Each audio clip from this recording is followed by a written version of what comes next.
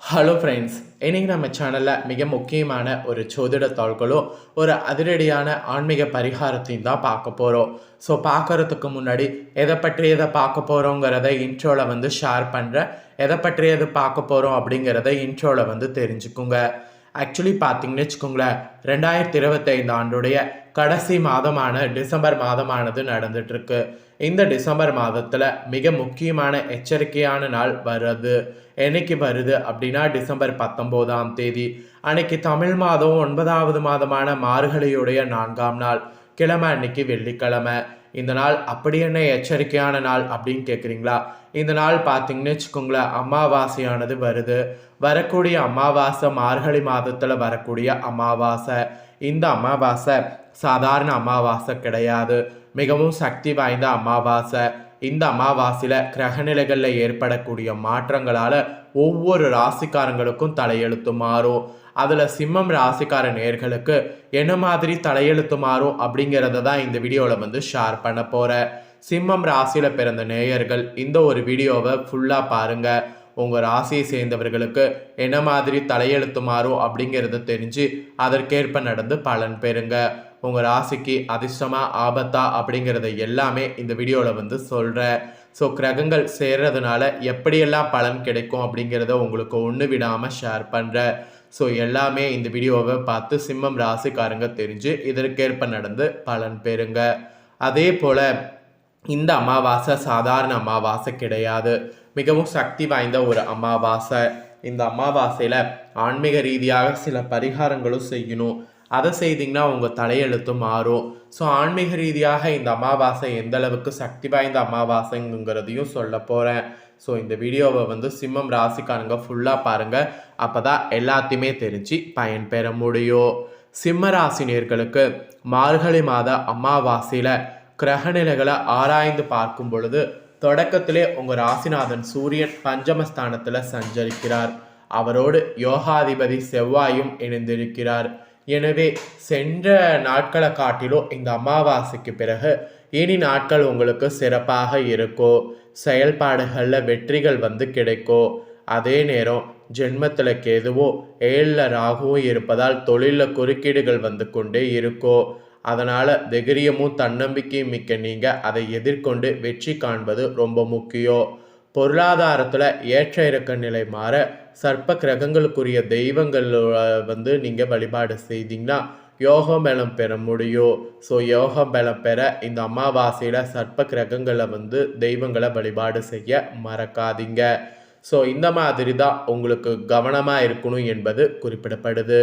இதில் ஃபஸ்ட்டு மார்கழி அமாவாசையில் 6ஆம் தேதி அன்னைக்கு மிதுன ராசிக்கு குரு பகவான் வக்கர இயக்கத்தில் செல்ல இருக்கிறார். அப்பொழுது அவருடைய பார்வை பதிக்கூடிய இடங்கள் யாவும் புனிதமடைந்து நற்பலன் உங்களுக்கு கிடைக்க போகுது. உங்கள் ராசிக்கு பஞ்சம அஷ்டபதிபதியானவர் குரு. அவருடைய பார்வை பலத்தால் சகோதர ஒற்றுமையானது பலப்படும். வழக்குகள்லாம் உங்களுக்கு இருந்தால் சாதகமாக முடியும். ஆடம்பர செலவுகளால் கரைந்த சேமிப்புகளை ஈடுகட்ட புதிய வாய்ப்புகள் உங்களுக்கு கிடைக்கும்.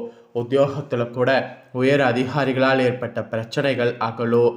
பணி நீக்க செய்யப்பட்ட உங்களுக்கு மீண்டும் பணியில் சேரக்கூடிய வாய்ப்பு இந்த கிரகத்தினால உருவாகும். அலுவலகத்தில் கூட உங்கள் மரியாதை கூடும். பிள்ளைகளுடைய எதிர்கால நலன் கருதி எடுக்கக்கூடிய முயற்சிகள் யாவும் வெற்றி கிடைக்கும். திருமண வயது எட்டிய பிள்ளைகளுக்கு நல்ல வரன் சேரும். ஸோ குரு மிதுனத்தில் வர்றதுனால இந்த மாதிரியான மாற்றம் இந்த அமாவாசைக்கு பிறகு உங்கள் ராசிக்கு ஏற்பட போகுது. அது மட்டும் இல்லாமல் இதுவரை தடைப்பட்டு வந்த சில காரியங்கள் இப்பொழுது துரிதமாக நடைபெறும். வியாபாரத்தில் உள்ள நெளிவு சுழிவுகளை கற்றுக்கொண்டு அதை விரிவுபடுத்த முயற்சி பண்ணிங்கன்னா சக்ஸஸ் ஆகும். இதுவரை பகையாக இருந்த உறவினர்கள் உங்களை தேடி பாசம் காட்டுவாங்க. அரசியல் களத்தில் இருப்பவர்களுக்கு மக்களுடைய செல்வாக்கு அதிகரிக்கும். மகத்தான பொறுப்புகள் கிடைக்கும். கடல் தாண்டி சென்று பணிபுரிய உங்களுக்கு அங்கு குடியுரிமை கிடைக்கவில்லையே என்ற கவலையெல்லாம் அகலும். இடம் வாங்கக்கூடிய யோகம் உண்டாகும். புதிய கூட்டாளிகள் மூலம் தொழில் முன்னேற்றம் காணக்கூடிய நேரமாக இந்த நேரம் உங்களுக்கு அமைய போகுது. இதை தொடர்ந்து மார்கழியில் இந்த அமாவாசையில் மார்கழி 7ஆம் தேதியில் தனுசு ராசிக்கு சுக்கிரன் வராரு. உங்கள் ராசிக்கு 3, 10 ஆகிய இடங்களுக்கு அதிபதியானவர் சுக்கிரன். அவர் பஞ்சமஸ்தானத்திற்கு செல்லும்போது பூர்வீக சொத்துக்களில் இருந்த பிரச்சனை அகலோ, வாழ்க்கையில் புதிய பாதை புலப்படும், முன்னேற்றத்தை நோக்கி அடியெடுத்து வைக்க வாய்ப்புகள் உங்களுக்கு கிடைக்கும், தொழிலில் மேன்மையானது உங்களுக்கு உண்டாகும், புதிய ஆபரணங்கள் வாங்கி மகிழக்கூடிய வாய்ப்பு கிட்டும், பிள்ளைகளுடைய வேலை சம்பந்தமாக எடுக்கக்கூடிய முயற்சிகள் வெற்றி கிடைக்கும், உயர் அதிகாரிகளுடைய ஆதரவோடு நல்ல காரியங்கள் நடைபெறும். அதுக்கான எல்லா வாய்ப்புமே இந்த கிரகத்தால் உங்களுக்கு கிடைக்க போகுது. அதுக்கப்புறமா இந்த அமாவாசைக்கு பிறகு மகர ராசிக்கு செவ்வாய் அங்கு உச்சமும் பெறுகிறாரு. உங்கள் ராசிக்கு இதனாலேயே யோகம் செய்கிற மாதிரி இந்த கிரகம் இருக்க போகுது. இந்த டைம் இந்த அமாவாசைக்கு பிறகு பொற்காலமாகவே அமையும். சொத்துக்களால் ஆதாயமானது உண்டாகும். உங்களுடைய வியாபார தளத்தை வேறு ஒரு புதிய இடத்திற்கு மாற்ற முயற்சிக்க முடியும். உத்தியோகத்தில் மூத்த அதிகாரிகள் முன்னேற்ற பாதையில் செல்ல வழிவகுத்து கொடுப்பார். தைரியமும் தன்னம்பிக்கையும் அதிகரிக்கும். வியாபாரத்தில் வாடிக்கையாளர்களுடைய எண்ணிக்கை கூடும். ஸோ இந்த மாதிரி தான் உங்களுக்கு இந்த கிரகத்தினால பலன் கிடைக்கும். ஆக மொத்தம் பொது வாழ்வில் இருக்கக்கூடிய சிம்ம ராசிக்காரங்களுக்கு இந்த அமாவாசையிலிருந்து புதிய வாய்ப்புகள் தேடி வரும். வியாபாரம் மற்றும் தொழில் செய்பவர்களுக்கு புதிய கூட்டாளிகள் வந்திணைவாங்க. உத்தியோகத்தில் உள்ளவர்களுக்கு பதவி உயர்வு ஏற்படும். கலைஞர்களுக்கு மதிப்பு மரியாதை உயரும். மாணவ மாணவிகளுக்கு ஆசிரியர்களுடைய ஆதரவு கிடைக்கும். பெண்களுக்கு நினைத்தது நிறைவேறும். நிகழ்கால தேவைகள் பூர்த்தியாகும். இந்த மாதிரி தான் உங்களுக்கு பலன்கள் கிடைக்கும் என்பது குறிப்பிடப்பட்டிருக்கு. ஸோ குறிப்பிடப்பட்ட பலனை உங்களுக்கு தெளிவாக ஷேர் பண்ணிட்டேன். ஷேர் பண்ணதை நீங்கள் தெரிஞ்சிருப்பீங்க. தெரிஞ்சதுக்கேற்ப நடந்து பயன் பெறுங்க. இப்போ இந்த மார்கழி அமாவாசையுடைய ஆன்மீக ரீதியான முக்கியத்துவத்தையும், மார்கழி அமாவாசையில் எவற்றை செய்தால் நன்மைகள் பெறலாம் அப்படிங்கிற ஆன்மீக தாள்களையும் உங்கள் ராசிக்கு சொல்ல போகிறேன். அதனால் மார்கழி அமாவாசையில் செய்ய வேண்டிய ஆன்மீக ரீதியான விஷயங்களை பற்றி தெரிஞ்சு இந்த விஷயங்களையும் மறக்காமல் பண்ணிடுங்க. 12 மாதங்கள் கொண்ட தமிழ் வருடத்தில் சூரியன் தாட்சாணியம் எனப்படக்கூடிய தென் திசையில் சஞ்சரிக்கக்கூடிய இறுதியான மாதம் மார்கழி மாதமாகும். மார்கழி மாதம் என்பது சிவன் மற்றும் விஷ்ணு வழிபாட்டுக்கு பேர் போன மாதமாகும். இந்த மாதத்தில் வரக்கூடிய அனைத்து தினங்கள் திதிகள் ஆன்மீக முக்கியத்துவம் கொண்டவையாகும். இந்த மாதத்தில் வரக்கூடிய பௌர்ணமி மற்றும் அமாவாசை தினங்களும் முக்கியத்துவம் வாய்ந்ததாகும். அந்த வகையில் மார்கழி மாத அமாவாசை தினத்தின் சிறப்புகளையும் இந்த நாளில் ஆன்மீக ரீதியாக பண்ண வேண்டிய பரிகாரத்தையும் சொல்ல போகிறேன். அதை இந்த வீடியோவில் தெரிந்து கொண்டு பயன்பெறுங்க. மார்கழி மாதத்தில் வரக்கூடிய அமாவாசை தினம் மற்ற மாதங்களில் வரக்கூடிய அமாவாசை தினங்கள் போன்றே முக்கியமான திதி தினமாகும். இம்மாதத்தில் வரக்கூடிய அமாவாசை தினத்தில் முன்னோர்கள் வழிபாட்டை மேற்கொள்வது மிகவும் நன்மையானது. மார்கழி மாதத்தில் வரக்கூடிய அமாவாசை தினத்தில் முன்னோர்களுக்கு, குறிப்பாக எதிர்பாராத விதத்தில் மரணித்த முன்னோர்கள் அல்லது உறவினர்களுக்கு திதி தர்ப்பணம் போன்றவற்றை தருவதால் அல்லது அவர்களை வழிபாடு செய்வதால் அவர்களுக்கு பெருமாளுடைய வைகுண்ட வாச பாக்கியம் கிடைக்கும் என்பது ஐதீகம்.